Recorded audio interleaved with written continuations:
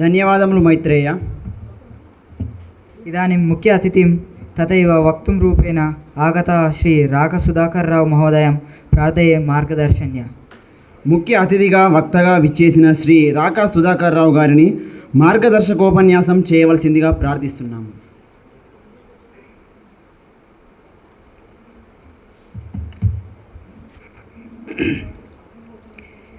వేదిక మీద వేదిక ముందు ఉన్న పెద్దలారా, మిత్రులారా, నమస్సభాయే. అత్ర ఉపవిశాసంతి సర్వేభ్యో నమో నమః. అద్య సంస్కృత ప్రశిక్షణ కార్యక్రమస్య సమాపనోత్సవం సంపద్యతి. అత్ర ప్రశిక్షార్థి, ప్రశిక్షకः, అభిభావకः एवं संस्कृत प्रेमी उपस्थितवान् अस्ति. सर्वेषां कृते मम हृत्पूर्वक नमस्कारः. अस्य कार्यक्रमस्य भागं भूत्वा अहम् अत्यन्त प्रसन्नः अस्मि. एषः अतीव अद्भुत कार्यक्रमम् अस्ति. मित्रुलारा,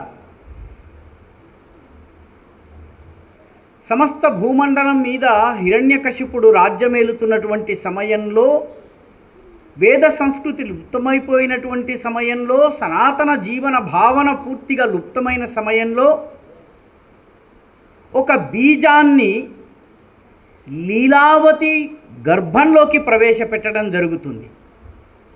లీలావతి గర్భంలో ప్రవేశపెట్టినటువంటి ఆ బీజము ప్రహ్లాదుడవుతుంది. ప్రహ్లాదుడైన తరువాత ఆయన ప్రళయాంతకుడైనటువంటి హిరణ్యకశిపుణ్ణి ఎదిరించి ఈ స్తంభంలో దేవుడున్నాడని చూపించి చిట్ట చివరికి నరసింహస్వామిని బయటకు తీసుకొస్తాడు. ఆ రకంగా ఇక్కడ కనిపిస్తున్నటువంటి 7-8 మంది పిల్లలు బీజ రూపంలో ఉన్నటువంటి రేపటి సంస్కృత భాష యొక్క వికాస ధ్వజవాహకులు వీళ్ళు.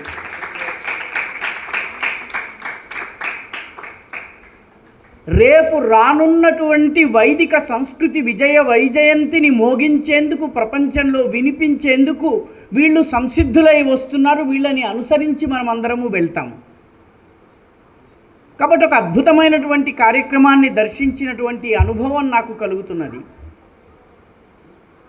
అయితే మిత్రులారా, ఒక విషయం అది ఏంటంటే, చాలా సందర్భాల్లో మనము అంతా అయిపోయింది, ఏమీ లేదు, పూర్తిగా సర్వనాశనం అయిపోయింది, ఇంకా మనము ఏదో చెయ్యాలి అని అనుకుంటూ ఉంటాము. కానీ మనకి తెలియకుండా ఒక నిరంతర మహాయజ్ఞం కొనసాగుతుంది.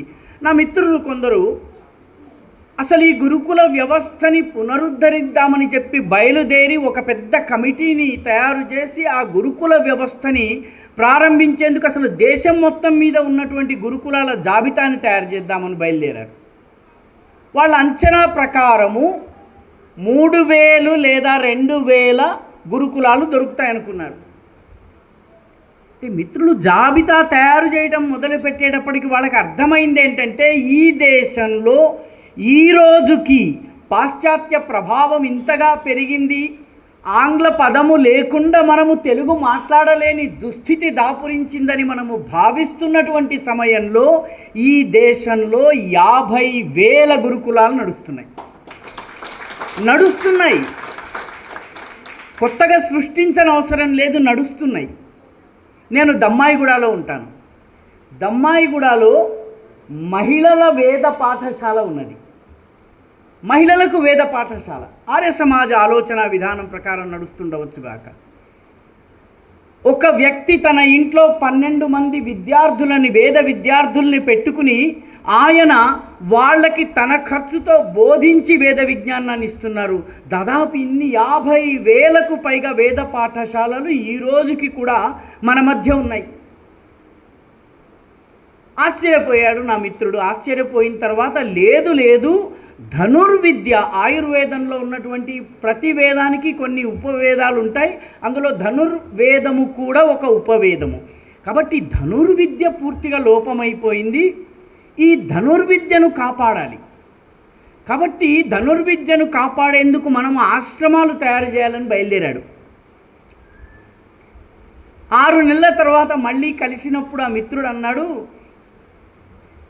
ఏమి చెప్పను, మణికర్ణికా ఘాట్, కాశీలో ఉన్నటువంటి మణికర్ణికా ఘాట్ నుంచి 80 ఘాట్ దాకా ఉన్నటువంటి ఘాట్ల మధ్య 150 ధనుర్వేదము నేర్పించే పాఠశాలలు ఉన్నాయి.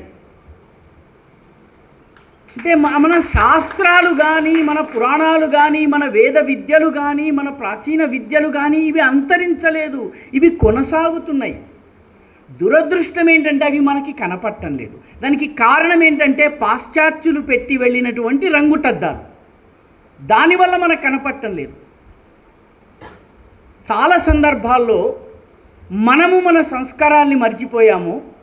मैं तेलुगु में इसलिए बोल रहा हूँ कि यहाँ अधिकतर तेलुगु भाषी है. यदि 2-3 लोगों को हिंदी तेलुगु समझ में यदि नहीं आते मुझे क्षमा कीजिएगा. అయినప్పటికీ ఒక గొప్ప ప్రయత్నం జరుగుతున్నది. ఈ ప్రయత్నము అభినందనీయమైనటువంటి ప్రయత్నము. ఒక ప్రారంభం జరిగింది. ఈరోజు 8 ఉన్నారు. ఈ 8 16 కావాలి, 16 32 కావాలి, 32 64 కావాలి. ఈ రకంగా పెరుగుతూ పోవాలని నేను కోరుకుంటున్నాను. ఎందుకంటే మన దగ్గర ఉన్నటువంటి విద్యలు ప్రపంచంలో ఎక్కడ లేవు. మన దగ్గర ఉన్నటువంటి విద్యలు ఈ దేశంలో ఉన్నటువంటి అద్భుతమైనటువంటి కమ్యూనికేషన్ వ్యవస్థ, ప్రచార వ్యవస్థ, వేదము మాత్రమే జీవితం యొక్క ఏకైక ఆశయంగా ఉన్నటువంటి వేద పండితుడు వేదాన్ని ఏ సింధు రావి నదీ జలాల ఒడ్డున కొన్ని 10,000 సంవత్సరాల క్రిందము పఠించాడో అదే వేదము, అదే రాగముతో, అదే తాళముతో, అదే పదాల విరుపుతో ఈ రోజుకి 2025లో కూడా పాడుతున్నాము. కాబట్టి ఆ సంస్కృతి ఒక ధారావాహికగా, ఒక ప్రవాహంగా, ఒక అవిచ్ఛిన్న పరంపరగా మనకు వస్తున్నది. అందరూ వేదం చదవలేరు కాబట్టి పురాణాలు వచ్చినాయి, పురాణ ప్రవచనకర్తలు వచ్చారు. వాళ్ళు ఇదే భావాన్ని కథల రూపంలో, పిట్ట కథల రూపంలో చెప్పారు. అది కూడా కుదరనటువంటి వాళ్ళు ఉన్నారు. వాళ్ళకి గీతాలు, గేయాల రూపంలో చెప్పడం మొదలుపెట్టారు. ఆత్మ జీవాత్మల గురించి చెబుతూ ఒక పల్లెటూరులో పొలం దున్నుకుంటున్నటువంటి వ్యక్తి తత్వం పాడతాడు. ఏమని పాడతాడు? వారెవ్వరన్నా వీరెవ్వరన్నా పుట్టి బూరుగ చెట్టు పూచి లెస్సగా కాచి సుడిగాలి దెబ్బకే తొడిమె జారిన నాడు తొడిమెతోనేమైనా నుడివిపోయిందా వారెవ్వరన్నా వీరెవ్వరన్నా. పల్లెటూరులో స్కూలుకి వెళ్ళని చదవనటువంటి వాడు చెప్పిన తత్వము. ఈ ప్రాణము, ఈ శరీరము నశ్వరము అని చెప్పేటటువంటి తత్వం ఇది. మనకి పురాణాల యొక్క సారాన్ని అందించేందుకు నులక చందయ్యలు, బుడగజంగాలు, ఈ రకమైనటువంటి అనేక చిన్న చిన్న సమాజంలోని వ్యక్తుల సమూహాలు ఈ కథల్ని చెప్పుకుంటూ వెళ్ళినాయి. పర్యవసానంగా ఈరోజు పల్లెటూరులో కూలి పని చేసే వాడికి కూడా రాముడి కథ తెలుసు. ఎక్కడో వేద పండితుడు ఎవరైతే ఉన్నారో వాడికి కూడా పరమాత్మ తత్వం తెలుసు. ఇటువంటి వాళ్ళు దేశమంతా తిరిగారు కాబట్టి వీళ్ళ లోపల ఒక ఏకాత్మతా భావాన్ని మనం నిర్మించాము. ఆ ఏకాత్మత యొక్క వాహకము, సాధనము సంస్కృత భాష. సంస్కృత భాషను గనక మనము నేర్చుకుంటే సంస్కృత భాషలో ఉన్నటువంటి వైవిధ్యము కానీ, దానిలో ఉన్నటువంటి శాబ్దిక సౌందర్యము కానీ, శాబ్దిక సౌలభ్యము కానీ వర్ణనాతీతమైనటువంటిది ఉంది. ఉదాహరణకి రాఘవ పాండవీయం అనేటటువంటి ఒక కావ్యం ఉందండి. మనలో ఎవరైనా గనక చదివిన వాళ్ళు ఉంటే వాళ్ళు చెప్పగలరు. ఈ రాఘవ పాండవీయం అనేటటువంటి రచనలో ప్రతి పద్యము, ఇంగ్లీష్లో దెర్ ఈజ్ సంథింగ్ కాల్డ్ పెలిండ్రోమ్.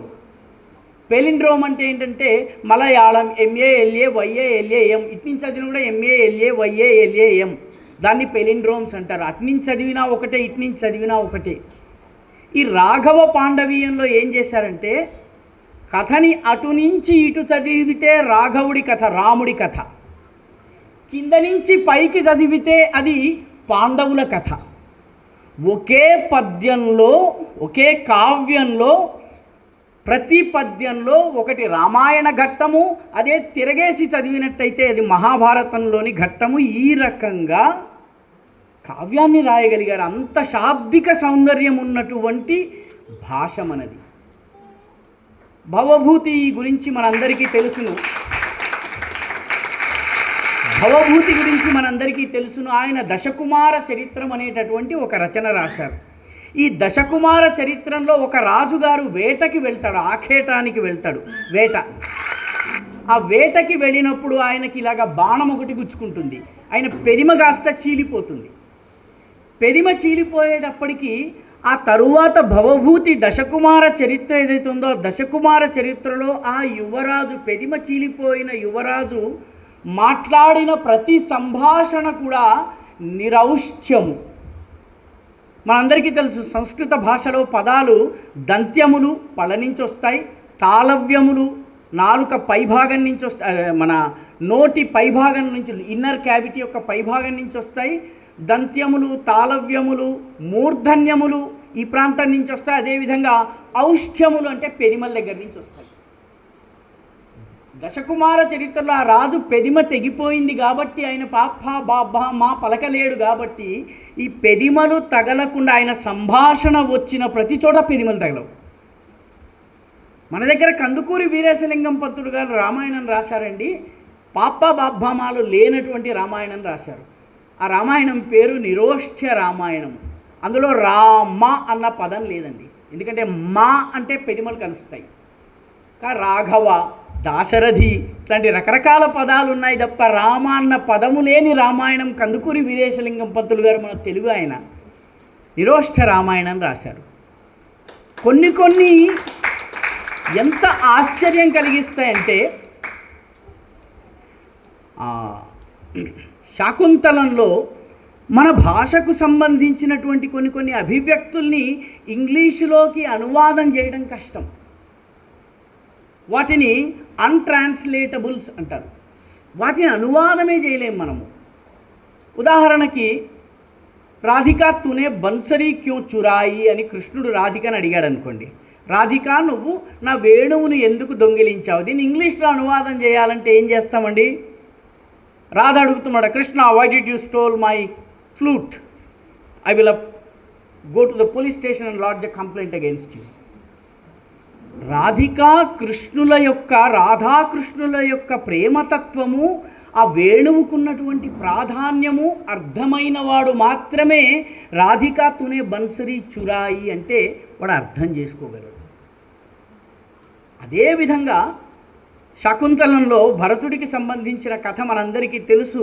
వాడు పులిని ఇలాగా పళ్ళని ఇట్లా తెరిచి జురుంభ అంటే ఆగు నీ పళ్ళని లెక్క పెడతాను అని అంటున్నప్పుడు అతను ఆ పులి దగ్గర నుంచి తీసుకుని రావడం కోసము ఆ కణ్వముని ఆశ్రమంలో ఉన్నటువంటి వాళ్ళు మట్టితో చేసినటువంటి నెమలి బొమ్మ, ఒకటి అందమైన బొమ్మను తీసుకొచ్చి పెట్టి ఆ భరతుడితో అంటారు.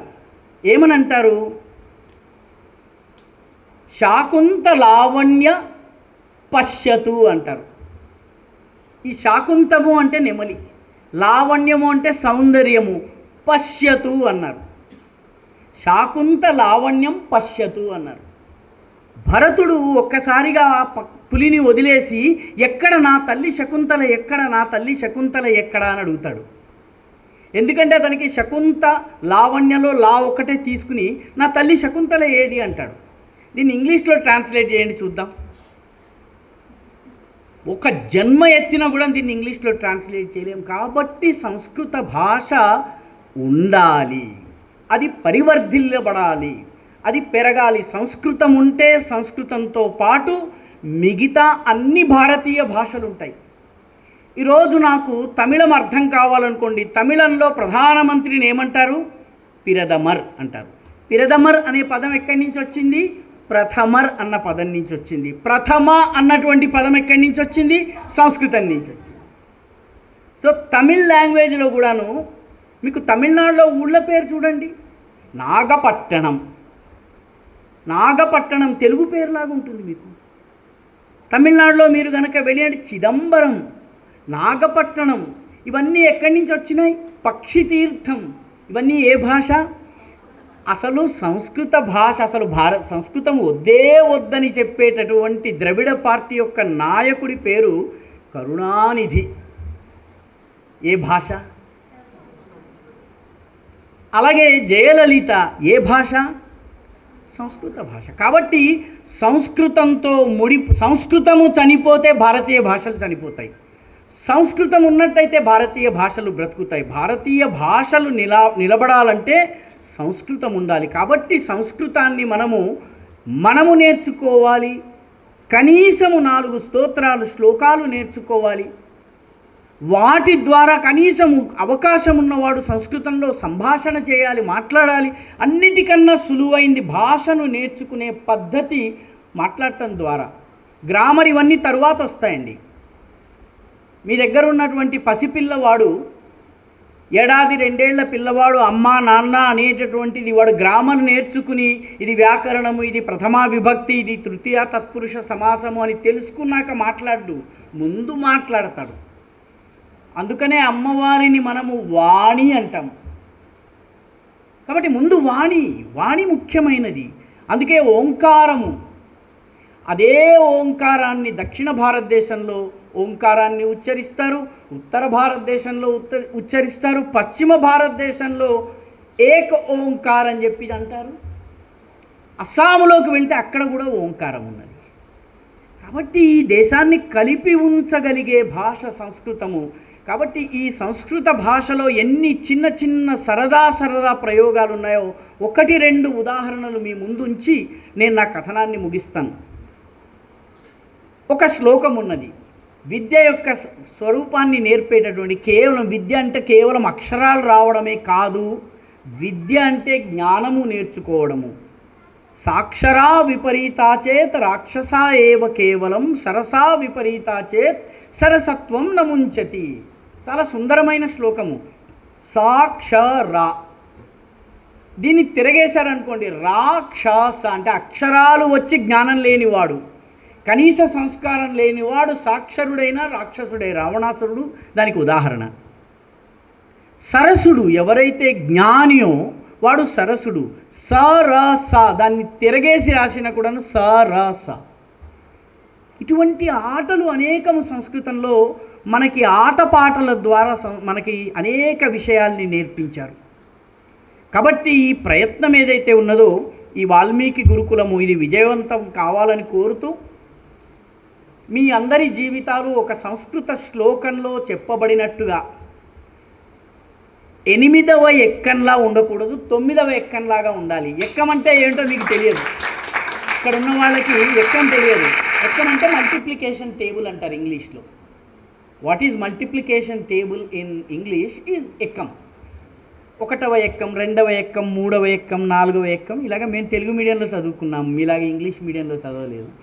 సో సంస్కృత శ్లోకంలో చెప్తారనమాట, జీవితం ఎలా ఉండాలి. మనం పట్టుపట్టి సంస్కృత భాష కోసం పనిచేసేవాడు ఎలా ఉండాలంటే వాడి జీవితము 9వ ఎక్కంలాగా ఉండాలి, 8వ ఎక్కంలాగా ఉండకూడదు. అనిత్యం అస్థిరం చిత్తం అష్టాభిర్గుణితం యథ, నిత్యం ఖలు సతాం చిత్తం నవాభిర్గుణితం యథ. 8వ ఎక్కం ఎలా ఉంటుంది? 8 1 8, 8 1 8, 8 2 16, 8 2 16, 1 + 6 7 అయింది. 8 3 24, 2 + 4 6 అయింది. 8 3 24, 2 + 4 6, 8 4 30, 4 8 32, 3 + 2 5. ఏం జరుగుతోంది? 7. తర్వాత ముందు 8, తర్వాత 7, తర్వాత 6, తర్వాత 5, 4 3 2 1 0. 9వ ఎక్కం చూడండి. 9 1 9, 9 2 18, 1 + 8 9, 9 3 27, 2 + 7 9, 9 4 36, 3 + 6 9, 9 5 45, 4 + 5 9, 9 6 54, 5 + 4 9.